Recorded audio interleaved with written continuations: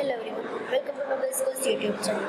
ધોરણ 16 યુનિટ 4 માં એક્ટિવિટી 7 છે અ ડિફરન્ટ એક્સપિરિયન્સ છે. આપણો મુખ્ય પાઠ છે ત્યાં જ આપણે શરૂ કરવાનું છે.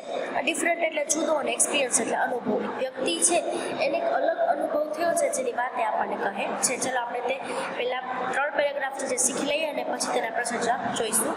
આઈ હેડ અ બેડ એક્સપિરિયન્સ. હેડ છે ભૂતકાળની વાત છે, બેડ એટલે ખરાબ અને એક્સપિરિયન્સ એટલે અનુભવ. મને એક ખરાબ અનુભવ થયો હતો. It happened last week. Happen એટલે થવું. તે ક્યારે થયું હતું તો કે લાસ્ટ વીક એટલે કે ગયા અઠવાડિયે થયો. There was a marriage ceremony in my neighborhood. Marriage ceremony એટલે કે લગ્નની જે વિધિ હોય તે નેબરહુડ એટલે પડોશીમાં. પડોશીમાં છે શું હતું તો કે મેરેજનું ફંક્શન એટલે કે લગ્ન હતા. There was a lot of noise. લગ્ન હોય તે અવાજ હોવાનો છે એટલે ત્યાં ઘણો બધો નોઈસ એટલે કે ઘોંઘાટ અવાજ હતો.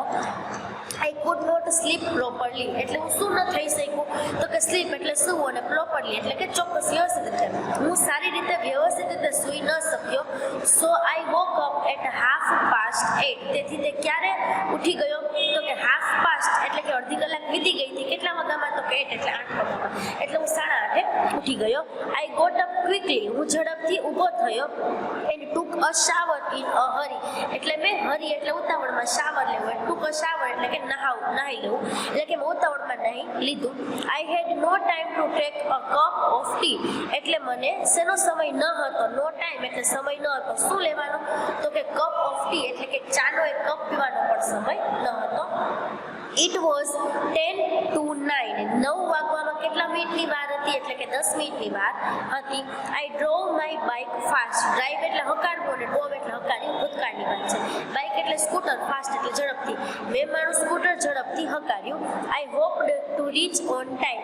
મેં એવી આશા રાખી. હોપ એટલે આશા રાખવી. રીચ એટલે પહોંચવું. ઓન ટાઈમ એટલે સમયસર.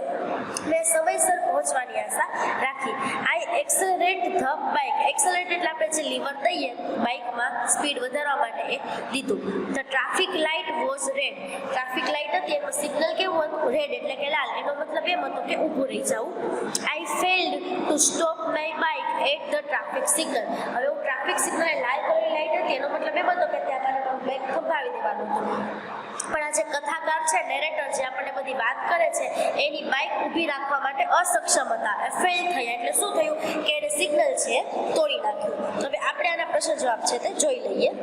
સૌથી પહેલો પ્રશ્ન છે what was there in neighbourhood. પડોશીમાં શું હતું તો પેરેગ્રાફની ત્રીજી લીટીમાં મળી જાય છે કે there was a marriage ceremony in neighbourhood જે તમારે લખવાનું છે. Why could the narrator not sleep properly. Narrator એટલે કે કથા. નેરેટર એટલે કથા કહેનાર, વાર્તા કહેનાર જે વ્યક્તિ હોય એને નેરેટર અંગ્રેજીમાં કહેવાય. એટલે કે આપણને આ જે પોતાની વાર્તા કહે છે એની કથા વર્ણવે છે વ્યક્તિ શા માટે સારી રીતે સૂઈ ન શક્યો. જવાબ આવશે the narrator could not sleep properly.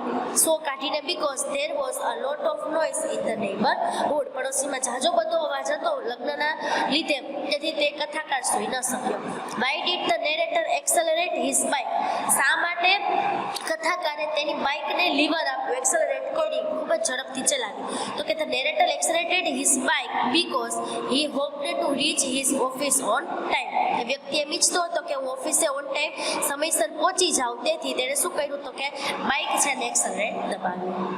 હવે એના ઓપ્શન જોઈએ કે the narrator woke up at. Narrator એટલે કથાકાર કેટલા વાગે ઉઠ્યો તો કેટલા વાગે ઉઠ્યા હતા તો કે 8:30 8:30 ઉઠ્યા હતા.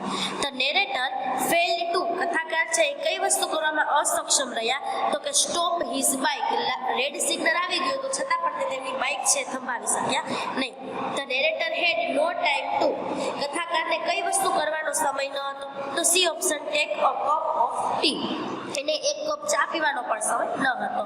આજે આપણે ફક્ત પહેલા 3 પેરેગ્રાફ જોયા છે જે તમારે એના પ્રશ્ન જવાબ છે તમારી બુકમાં લખી અને વાક્ય છે જે પાઠ એનું ભાષાંતર કરતા શીખવાનું રહેશે. Thank you. પછીનો પેરેગ્રાફ જોઈએ કે I continued to drive fast. મેં ઝડપથી ગાડી ચલાવવાનું શરૂ રાખ્યું.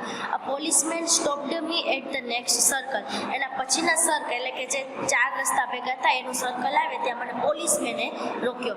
ઓ શિટ આઈ વિસ્પર્ડ. અરે આ શું થઈ ગયું. વિસ્પર એટલે ગણગણું મનમાં કીધું.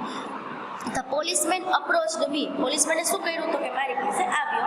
Good morning, you rain the red light, એટલે કે શુભ સવાર, તમે લાલ લાઇટ છે એ વટી ગયા છો, એનાથી આગળ દોડી ગયા છો. Can I see your driving licence and papers please, પોલીસે શું કીધું કે શું તમારું ડ્રાઇવિંગ લાઇસન્સ જે ગાડી ચલાવવા માટે જરૂરી હોય તે અને ગાડીના પેપર્સ એટલે કાગળિયા તે જોઈ શકું. I got off my bike, હું મારા બાઇક પરથી ઉતર્યો. I tapped my back pocket, મેં શું કર્યું તો કે ટેપ એટલે કે ટપાલું, બેક પોકેટ એટલે કે પાછળનું ખિસ્સું છે તપાસ્યું. આઈ સર્ચડ ઇન માય બેગ, મેં મારા બેગની અંદર પણ જોયું. આઈ પીપ્ડ ઇનટુ માય સાઇડ કેસ, ગાડીની બાજુમાં જે નાનું એવું ખાનું હોય એમાં પીપ એટલે કે ડોકું કાઢવું, એમાંની જે સાઇડ કેસ હોય ગાડીની બાજુનું ખાનું છે એમાં પણ જોયું. નો સાઇન ઓફ માય વોલેટ, પરંતુ મને કે મારું વોલેટ એટલે કે પર્સ મળ્યું નહીં. Excuse me officer, I left my wallet at home, I am in hurry, I said. એણે શું કીધું કે એક્સક્યુઝ મી ઓફિસર, કે મને માફ કરશો, હું મારું વોલેટ એટલે કે પર્સ ક્યાં ભૂલી ગયો છું તો કે ઘરે ભૂલી ગયો છું. આઈ એમ ઇન અ હરી, હરી એટલે ઉતાવળ, હું ઉતાવળમાં છું, મેં એવું કીધું. Of course the policeman did not accept my excuse, કે જ્યારે પોલીસ આપણને પકડે અને આપણે જો સાચે ક્યાંક પર્સ ભૂલી ગયા આપણી પાસે ડ્રાઇવિંગ લાઇસન્સ ન હોય અને આપણે કહીએ તો પોલીસ છે આપણી વાત માને નહીં. એટલે શું પોલીસે શું કહ્યું કે એણે જે એક્સક્યુઝ આપેલા હતા, જેટલી ફરિયાદ કરી હતી તે પોલીસે માની નહીં. હી ટોલ્ડ મી, પોલીસમેને કીધું, કીપ યોર બાઇક હિયર, તમારું બાઇક અહીં રાખો. Go home and come with the licence, તમારું બાઇક અહીં સાઈડમાં રાખો, ઘરે જાઓ અને લાઇસન્સ સાથે આવો. Luckily I had some coins in my bag, એટલે કે નસીબ જોગે કોઇન્સ એટલે સિક્કાઓ, મારી પાસે મારા બેગમાં થોડાક સિક્કાઓ હતા. I caught a public transport and went back home, મેં શું કહ્યું તો કે પબ્લિક ટ્રાન્સપોર્ટ એટલે કે જ્યાંથી જાહેર જનતા આવ જાવ કરતી હોય તેવી રીતની વસ્તુ, બસ છે લીધી અને ઘરે પાછો ગયો.